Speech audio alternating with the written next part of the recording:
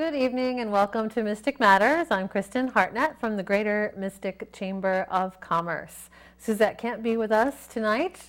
We so regret when that happens, but she's off doing important things with Foxwoods, one of our favorite sponsors for the Mystic Chamber of Commerce. So you're stuck with me. It should be a fun show.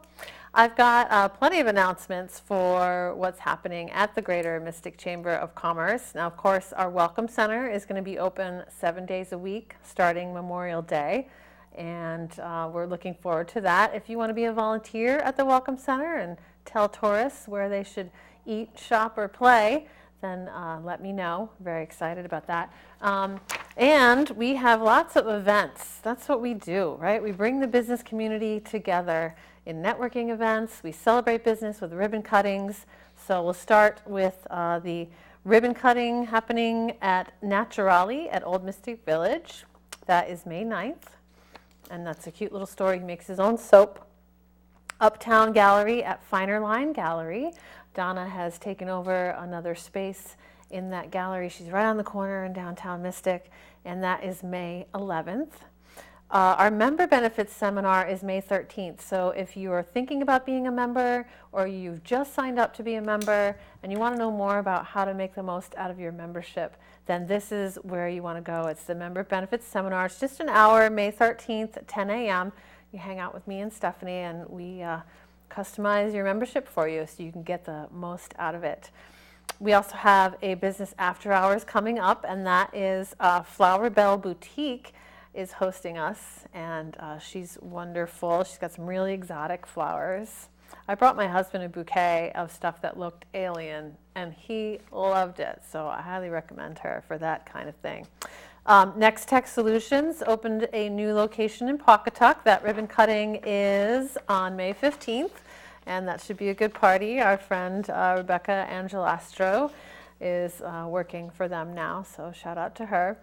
And the Student Leaders Breakfast, which is May 23rd, that celebrates all the seniors and juniors in various schools in southeastern Connecticut. They get a scholarship from People's Bank. They're chosen by guidance counselors. They have a breakfast with their family and friends to celebrate their achievements.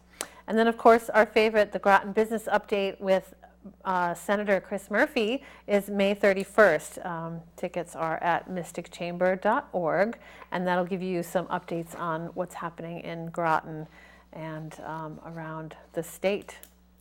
All right, so speaking of Groton, we have a big fan of Groton as a guest on our show this evening, and he's also chairman of the board at the Greater Mystic Chamber of Commerce, and he has a company called JetPay. Welcome, Al Valente. Thank you. Thank you. It's great to be here. Well, thank you for coming on the show. Absolutely. Now, JetPay, is that your company? How does that work? Yeah, so JetPay is a corporation nationwide, publicly traded, and I happen to be an agent for them. So I deal with New England, mostly local. I try to stay local here in Mystic, Groton, so on and so forth. And we do credit card processing, payroll processing, and point of sale. And more on that a little bit later in the show. All right, yeah, so you also do some of the events that we have. You make it possible for us to have credit cards when we sell merchandise, for instance, during the Mystic Outdoor Art Festival, so we're outside, and during Mystic Eats, so you're a great supporter of the community. That's very helpful. That's right. Thank you. We try to help any way we can. In addition to providing credit card processing, you get yours truly there in body and soul, swiping cards at the art festival, and even the downtown merchants, helping them out with the Mystic Eats and so on and so forth. Mm-hmm. And I rather enjoy that, frankly. It gives me firsthand experience dealing with customers and what kind of cards they're using, whether they're using the chip card or the tap and go, right, and things like that. So I appreciate that. Yeah, that's one of the things we say around here as far as networking and building a network with business. I always tell new salespeople to chop wood and carry water. Like, that's how you're going to get in. That's right. Is to get on a committee and volunteer and carry stuff, and everybody be like, oh, all right, I know this guy now. Right. And to that point, many years ago, I had an epiphany where I realized that I could be cold calling till the cows come home, and nobody likes to do that, by the way. And but networking is a way to leverage. So I jumped in with both feet, got involved with the Groton Business Association, got involved with the chamber, and I got to admit, I've met wonderful business owners, and many have become my customers. So I encourage our viewers, I encourage our members that aren't putting the effort in networking, you're missing the boat. It pays back dividends big time. All right, good plug for networking. That's right. So, and look where you went. You got to be chairman of the board of the Mystic Chamber of Commerce. So, do you want to tell us a little bit about that, how that's been? This is your second year, and what your initiatives have been? Yes, so you're right. It is my second year, and we made great strides last year and continue to do that into this year. So, obviously, the Chamber, Mystic Chamber, in its DNA is tourism. So we do a lot around that. As you know, Kristin, the Mystic Outdoor Art Festival is our 500-pound gorilla. It brings in a lot of value to our chamber to help us pay our bills, but also it's great for the community. 80-some-odd thousand people coming in. So that's in its 82nd year. Help me out. 62nd. 62nd. The chamber itself is 82nd. That's correct. That's correct. But what a lot of members don't realize is that we do a lot of advocating on their behalf. There are issues coming up with the town, Groton, City of Groton, Town of Stonington, and we're right in the mix of all that, influencing the town fathers on how decisions should be made that benefit business. Because a lot of individual businesses can't stand up for themselves. They need a bigger force.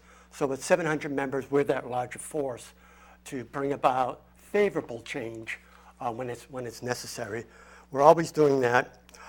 Interesting, last year's initiative and above and beyond everything we do for our members was to bring out the Go Local card. Oh, yeah. We probably chatted about that in previous sessions here. And that was a big success. We brought it out. And this year, frankly, we're looking at another technology, which are these electronic kiosks that you may see. So we have one, folks, if you ever come to our Welcome Center, we have one at the Welcome Center. And we're looking very, very carefully at that technology. Can we deploy it in more places around the town, in downtown Mystic, so on and forth. And yes, you mentioned one more thing, the billboards. So this year, in light of the fact the state of Connecticut is practically bankrupt when it comes to promoting tourism, we're being outspent by all the states around us.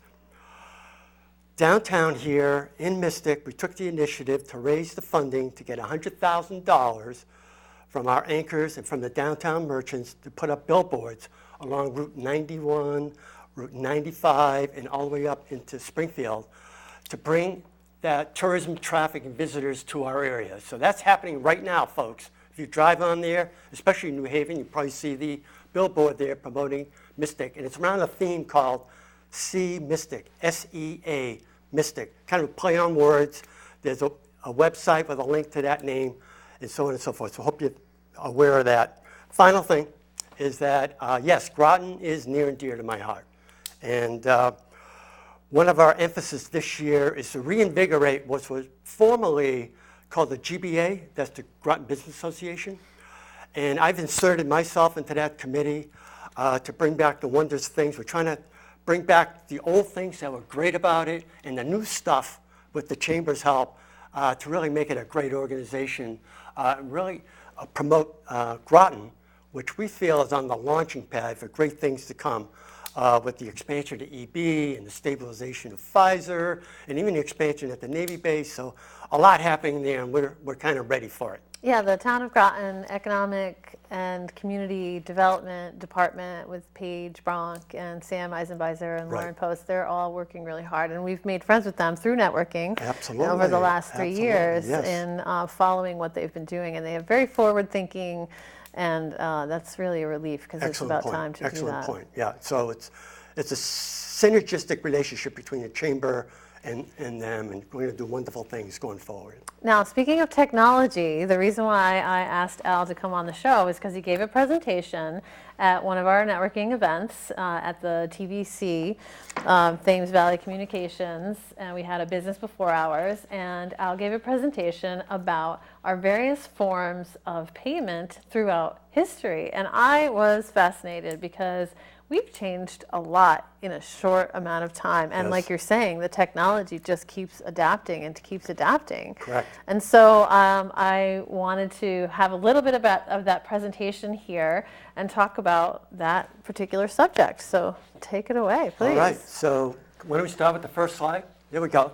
So electronic payments, past, present, and future, what would scare your grandparents. Oh, goodness. All right. So what I mean by that is that our grandparents went through the Great Depression, not the most recent one, the great one in the 30s. And those were hard times, and they did not trust banks. They barely trusted the government. And they were very, very kinesthetic and would want to feel their money. They were stuffing it in a mattress if they had to, but they took it out of the bank, so on and so forth. For them, they can't fathom today about electronic currency flying around the globe at the speed of light. Right. That's why I said they would roll over in their graves, if you will. Hopefully they're still alive. So next slide, please. And this brings up the slide. We've made a big transition, a paradigm shift, if you will, from atoms. What I mean by atoms is just physical things that hold value for exchange when we do exchange with one another, to digital currency, which you can't touch, you can't feel. It's just ones and O's, bits that are going around. But as the slide says there, it's because of that, of digital currency, along with the web, is just opening up a whole new world order. I mean, Amazon could not exist today without those two factors. And look where they are. I mean, I'm assuming that you'll keep talking because I have all these questions that I'm thinking about. But go ahead to the next one. Let me see what else. Go to the next slide. We'll talk about the steps that got us here. It's a busy little slide, but what I want to do is start up in the upper left where it says barter. Okay, so we as human beings, from the caveman to the present, realized that we had different specialties and skills and products and whatever, and we needed a method of exchange. Okay, so the very first method was kind of crude, is barter, if you will, and in the parlance of payments and economics, it was asymmetrical. What we mean by that is one item may be more valuable than the other, and it wasn't consistent with its change. And that's why, Kristin, the island of Manhattan was sold for $26 of trinkets. We bought it from, the first thing I think of when we bought it from the think Indians. about barter. Yeah, so you talk about asymmetry and the lack of value in that. And you're talking about like beaver skin, like beaver fur, right? Like you would trade. That's right. In right. fur. For corn or furs or a rifle, and whatever the case rifles, may be. right, Yeah, and that kind of right. thing. So the economists came up with a term called fungible. Now, all fungible means is that there's a universal understanding about the value of something. It's consistent, that you would think it's worth the same as I would think. Okay. That gets order to the whole process away from barter. So the first fungible item is gold. Gold is a precious metal that just about every human of every nationality, of every tribe, from the dawn of humanity till now, values, okay? And for that reason, it became the first value of exchange for goods and services in the early days of doing such. So people are just digging. This is what I'm wondering. Like, people are digging in the ground and they see it and they think it's shiny and valuable, and they're like, well, maybe we should make this our currency. That's right. That's exactly what happened. That's exactly So what there's some happened. kind of fever. But that even that didn't turn out so hot because it's kind of heavy, if you will. Right. And it is precious, it is rare, so on and so forth. So then on the slide, you can see the next step over to the right is currency, okay? Now this is interesting because look at currency. In that person's hand, you have some paper. Mm-hmm. And most people would say, well, paper is valueless. But it's not the paper, it's the information on the paper that makes it of value. Mm-hmm. So those are dollar bills. I think they're Ben Franklin's What's a pen franc? $100? $100. Yeah, okay. I don't see too many of them, so I don't know.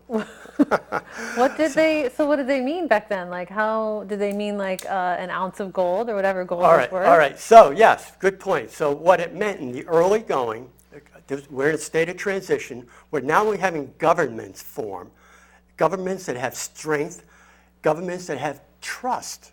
Come in the word trust. So in the very early going in the U.S., the dollar, the paper dollar, was backed up by gold, so an equal value of gold. So that started the transition for us to start accepting currency or paper dollars for a medium of exchange. Well, and also like the federal system, is that correct? Like the Alexander Hamilton? That's right. Set it all up. Could I sing for a minute? Alexander Hamilton. Anyway. All right. So he set it up the Treasury, and that was part of how they regulated, is what you're saying. Okay. That's right. Yep. Wow. What's interesting, while we're on the topic of currency, is that 1971 we went off the gold standard. All right. So we had Fort Knox, all this gold backing up all that paper currency, and we went off of it, really exemplifying the trust that people have in the American dollar. And I was telling Kristin off camera earlier that I went to Latin America in March, and my wife and I just used dollars, American dollars, in many of the Latin American countries without any issues. It's widely accepted. Really? And it is the trusted currency around the world. Absolutely. So if you don't have monies in a Swiss bank account, buy American dollars. So that leads to the next segment, which is credit cards, which is a topic near and dear to my heart. There's a very engaging, romantic story that in 1950, a couple of guys went to dinner, and they got presented the bill in 1950, and they didn't have any money in their wallet. Mm-hmm. Oh my God, how embarrassing. And one gentleman stayed, the other one got their wallet. But after that embarrassing incident, they said, we got to fix this. There's got to be a better way. And they invented the Diners Club card. That's where that started. Now, before that, though, like if you were a captain of a ship, for instance, you would have a letter, right? You'd have a credit letter, really, that would say, this captain has this many credits, and then you'd be able to go to the foundry, or you'd be able to go to the, I can't remember what it's called. Oh, no. I volunteered at the seaport and I can't remember, but when you go to the ship store and buy your supplies, you've got a letter that says this captain is valuable. So that's like the first kind of credit. That's right. Just based on who you are. That's right. Yeah, a letter of credit, if you will. So that's a great segue, because after the Diners Club thing, which... Is that the first one? Really? It was the first one, yeah. Wow. But in 1966 came Visa, MasterCard that we all know and love today. Mm-hmm. But what they brought were, as you just mentioned the word a moment ago, was credit. So in addition to you getting a card where you can go to a store or a restaurant and buy things, you could also buy on credit. Now that may be a good thing or a bad thing. That's a whole nother show, if you will. Because some people get themselves deeply in debt on that. So I want to go to the bottom left of the slide, the pre-electronic stages of credit cards. And I asked the group at our last meeting, but also you viewers, like, why do you suppose credit cards have raised numbers on them? Well, because we used to use these, what we call knuckle busters back then, and imprint a voucher. So what happened to merchants back then is that at the end of the day, they would take all their cash out of the cash register and all the vouchers, put them in the bag, bring them to the bank, and the bank would figure it all out, and they get their money. Quite a latency between the transaction and that. But the challenge to that is, if you had a bad credit card, you did not know that for days later. Right. So you got, if you will, shorted on that, and it's too bad. Now, we used to call, in my day, back in the retail day, in the hippie days of P-Town, Provincetown, where I was selling jewelry and ivory and all kinds of illegal things. But we had those knuckle busters, but then we also had a phone number that we could call, and so it was a long process. Right. And truth be told, did you call? Did you call? Well, not all the time. Right. I mean, we were selling expensive stuff too. Right. Okay, next, show that slide, please. Yep. I'm going to talk about smartphones and terminals on a future slide, but I want to go over that new wave for a couple of reasons. One of the ways to think about adoption by mankind, humankind, is to look at what's happening with some other countries and civilizations. And the one I like to watch is China. What's interesting about China is they missed the PC revolution that we had here in America. They have a burgeoning middle class right now. Love them for that. And when they got involved with electronic payments, they went, not the PC, they jumped right over that to the smartphone. Really? Yes, the smartphone. So they do all their purchases with a smartphone. And to introduce credibility, previous slide please, Frank, credibility to the process, Alibaba, some of the viewers may know this or not, is the Amazon of China. Not only is Amazon of China, they make Amazon look like a midget. Really? They are absolutely huge. And they came out with, they're the intermediary with Alipay, okay, where they will virtually guarantee a payment will clear between a buyer and a seller in this whole electronic space. So that was kind of interesting. Do they know, so they know who people are the same way that... they have their methods, yes, okay. By all means, yes, yes. So it's all attached to the person. Correct. And so you can get, like, steal somebody's numbers or whatever for Alibaba, or is it? More difficult. First of all, it's electronic, okay? Right. And yes, more difficult to steal, and everybody's registered, all the buyers, all the sellers. Mm-hmm. So Alibaba brings in order to that whole process and the thing. And that's a good topic because what I should have mentioned, when we went electronic, we brought in a whole new class of bad guys. Okay, so instead of the bad guys being bank robbers with masks and guns, right. The bad guys now are computer hackers. Yeah. That try to go in and steal your identity over the internet. And that's a concern, frankly. Mm-hmm. That's a concern. And it's a cat and mouse game where they figure out something. We have to come up with tighter controls. And I'll try to touch on that more as we go on. Now, you remember Total Recall, the movie with Arnold Schwarzenegger? He lives in the future. And everything is credit just based on how much you work, right? So that's how I feel now, like based on how much I work and what I get paid, it goes right into the bank. I don't have to see those dollars if I don't want to. Direct and then deposit. I show that it's me. And I think maybe in one of these slides, eventually there's like a chip in my neck and they're like, beep, you know, you've only got $2 left. Right. Yeah, right. There you go. Yeah, exactly. Couple of things just touch on real quick. So I talked about Alibaba, Alipay. In the U.S., just last month, Kristin, mm-hmm. Apple came out with their Apple Card, which is their credit card that's on your phone. Okay. And the nature of it is to use all the embedded features of a smartphone. Mm-hmm. It's instantaneous. It shows you your balance. It has cute little ways to show you what your payments will be over the month if you choose to pay so many dollars a month, so on and so forth. And if you get loyalty points and rewards, it shows those instantly. So it's meant to be really, really transparent, which I found nicely. And the thing that we had a nice little discussion on at our last meeting, you may recall, was Venmo. Mm-hmm. So the nature of that is the millennials love Venmo, and all Venmo is peer-to-peer payment, but it's more like social media. So if we're using Venmo, not me, I don't believe in it, but the millennials will show I paid Kristin $25 for a pizza. Right. And all my friends would know about it, all your friends would know about it. Oh, really? Yeah. Oh, see, the one that I use from my bank, it doesn't show everything. No, it's just, you that's just a good pay one. the person Yeah, like right. through, I can just text somebody information. I can just text them, and they don't even have to know my account number or anything. Right. That's amazing. Yeah, that is amazing. See? It's such a... Okay, so back to the slide, please. So what's happening today? Okay, I'm going to jump over to Bitcoin. Okay. All right. Kristin, want to hear about Bitcoin? It's a good time to do that. I want to find out what's going on with this. All right, so we'd be remiss if we didn't talk about cryptocurrencies. And there are several of them, but the reason why we use Bitcoin is like the Kleenex of the cryptocurrency world. They are the term most used. And what it is currency that resides in the Ethernet, okay?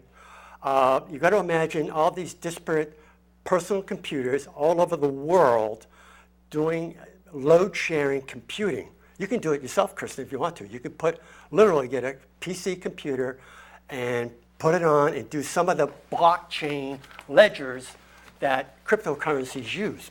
So in essence, what it is that I could have a wallet called Coinbase. I could put dollars in and buy Bitcoins, and then I can go to a vendor that accepts Bitcoins or send it to you anywhere in the world and make a payment, and you would get those in Bitcoins, okay? And the reason why we know that, it's very, very ethical. It's done by what's called blockchain. A blockchain is very, very real, very, very accurate, but it's shared computing across thousands of computers out there.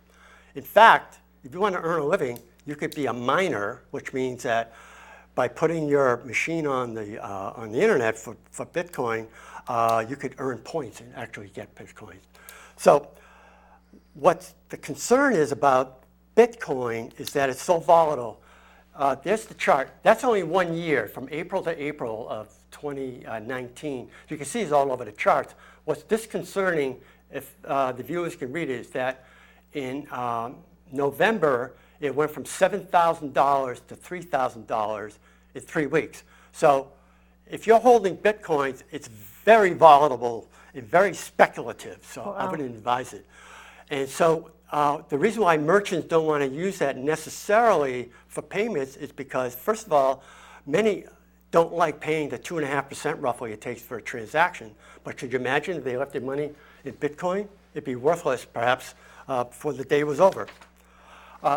One last slide real quick, I'll touch on it. We're running out of time, and which is pay in the future. Well, we're already doing Apple Watch, and there's also bracelets and what have you. And but the one that Kristin liked the best is having an embedded chip underneath your skin, or have facial recognition where you don't have to use a credit card or anything. Well, they're doing that now. They have an Amazon store, right? That's right. Yeah. Yeah, with an applet, you can walk into Amazon Go store, buy all you want, just walk out, don't pay anybody. It'll get right out of your account right away. And it's called painless purchasing. So painless purchasing. Painless purchasing. Well, purchasing. Unless you have regrets afterwards, which yes. I kind of know Cognitive about. dissonance, they call it. Wow. And today, just that slide there is just that the POS system and the credit card system are all one now. It's all integrated, and it helps the small business person to compete with the Targets and the Best Buys and the Walmarts of the world, and they can with today's technology. There's like inventory and stuff like that inventory, on that? stuff like that. Analytics, slice and dice, any way you want to look at it. It gives you insight to your business that you couldn't see just by casual observation.